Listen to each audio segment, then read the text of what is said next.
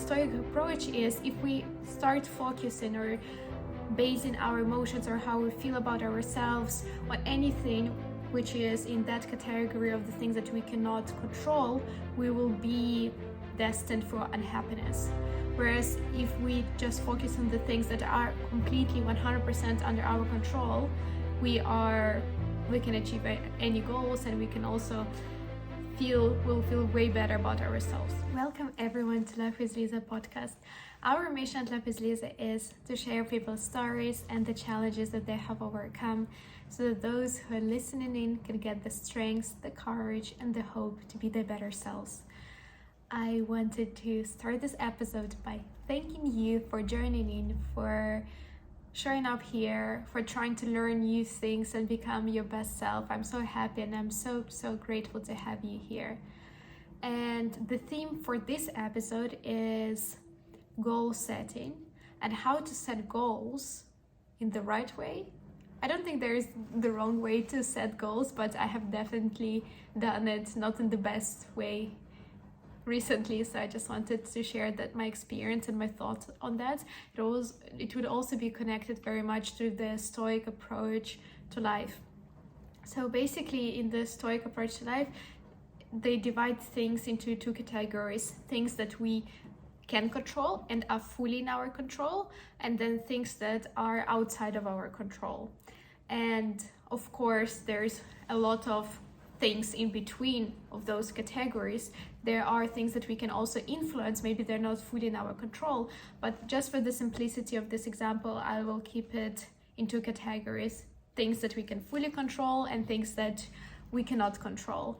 And the stoic approach is, if we start focusing or basing our emotions or how we feel about ourselves on anything which is in that category of the things that we cannot control, we will be destined for unhappiness. Whereas if we just focus on the things that are completely 100% under our control, we can achieve any goals, and we can also we'll feel way better about ourselves. So recently, actually it was in August 2022, I set a goal for myself by the end of the summer to reach 1,000 subscribers on YouTube and to have 4,000 watch hours, which basically would make me qualified to have for YouTube to pay because people watch my videos. And I started also basing how I feel about myself based on whether I do reach that goal or I don't reach that goal. And it's a very dangerous slippery slope, because you can be very disciplined, putting out content there, asking people to subscribe, and at the same time not reach that result. And it could not be just because you were not disciplined or didn't take the action. There was so much also that depended on other circumstances. So you cannot judge yourself by the outcome of a certain situation that didn't fully depend on you. And so that was not good. It didn't make me feel nice. And now with this challenge, LifewithLiza 100 challenge, I thought, let me refocus my goal. Instead of focusing and having an external outcome as my goal, let my goal be something that I can 100% fully control, and that being the quantity and the quality of my content. Because I am 100% responsible for how much content I can produce and how good that content is. And then I thought, let me then have my goal to produce 1 episode a day for the next 100 days. And I definitely felt very challenged with this goal. I'm still feeling very challenged, but at the same time, I feel at peace because this is something that's fully under my control. It doesn't depend on anyone else but me to record and upload and edit those 100 episodes. And it doesn't depend on anyone but me to actually produce the quality content. And I loved it so much. And I think the reaching 1,000 subscribers could become an end result of this goal of mine, but at least I'm not stressing out about something that I cannot control fully. So Now, once we identify that there are these different types of goals, you can put the goals that are fully under your control, and then you feel more at peace, even though you can still feel very much challenged. And based on those, I think you can judge yourself and how you feel about yourself. Because for me, for example, with this goal, uploading 100 episodes, I know that if I manage to do that, I'll show myself the next level of discipline, the next level of commitment, of hard work, and I want to judge myself against this goal and if I manage to achieve this goal. Whereas there are some goals that I think are good indicators. So I still do have the goal of achieving, for example, 1,000 subscribers or a certain amount of watch hours and certain number of new people coming in and watching my channel. But I will not judge how I feel about myself based on that goal. So what I will do, I feel like those goals are also very good to have, but in a different way.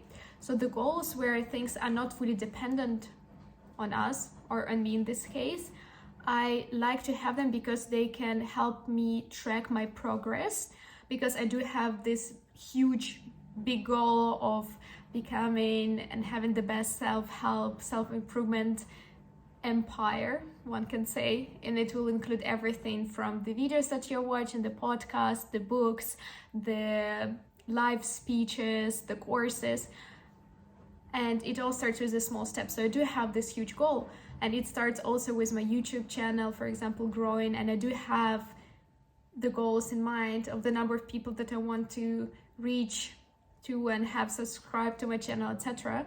And it's useful to have it because then I can track my progress and see if I'm hitting those milestones.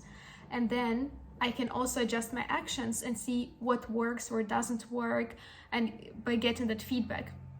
Whereas I feel like if you don't have any metrics in place, then it's very hard to see if you're actually moving towards your goal at the pace that you desire, or you're moving way faster, way slower, you don't know. And it's also harder to track your insights, basically whether something that you're trying, when you're trying out something new, if it's working or not. So that's for the second type of goals, which are not fully dependent on us, but are also influenced by us. So I think this was just such a minor detail of focus, but just focusing on the goals fully and judging yourself by the goals that are fully under your control is so much more powerful. Whereas using the goals where you're not fully in control, but you can definitely influence the outcome, it's very useful to have them and to use them for tracking the metrics, tracking your progress, but not really based on how you feel about yourself based on those. So this was an insight that I got, and I wanted to share it with you. I wanted to ask you, what are your current goals? Don't make mistake of not having any goals at all. What are your goals? I know it could be very tricky and scary sometimes to have a goal, because then you can fail and you'll know that you failed because you had a goal and then you either met it or you didn't meet it. But ask yourself, what are my goals? And ask yourself, is this goal fully dependent on me?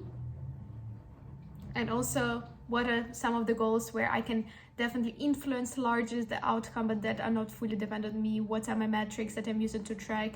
And am I adjusting my course based on how close I'm hitting my goals?